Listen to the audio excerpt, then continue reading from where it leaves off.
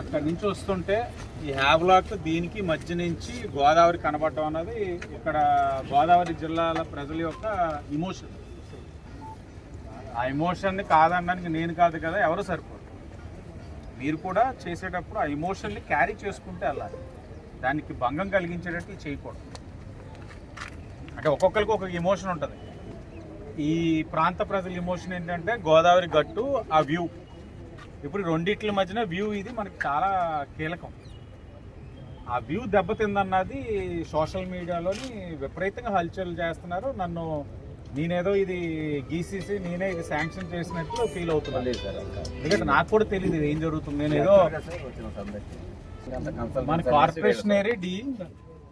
Corporation నేను మీకు day 1 ఆ రోజునే చెప్పాను, మీరు ఏం చేసినా కంపల్సరీగా కార్పొరేషన్ తోటి కాంటాక్ట్ అవ్వండి. ఎందుకంటే మీరు చేసేది ఇండిపెండెంట్గా చేయలేదు. ఎందుకంటే ఆల్రెడీ ఒక సిస్టమ్ ఉంది. ఈ సిస్టమ్కి మీరు ఇంటర్లింక్ అవ్వాలి. ఇంటర్లింక్ అయ్యారనుకోండి మేము క్యారీ చేయడం ఈజీ అవుతుంది. లేదంటే మీదొక ఎండ వెళ్ళిపోయి మాదొక ఎండ వెళ్ళిపోయింది అనుకోండి, రెండింటికి కనెక్షన్ లేదనుకోండి, ఈ రెండింటికి కనెక్ట్ చేయడానికి రేపు మళ్ళీ ప్రభుత్వం రూపాయి ఖర్చు పెట్టిందంటే వృధా చేసినట్లే ప్రజాసొమ్మని. అసలు మండపం దేనికి పని అంటున్నాను అంటే దీని నుంచి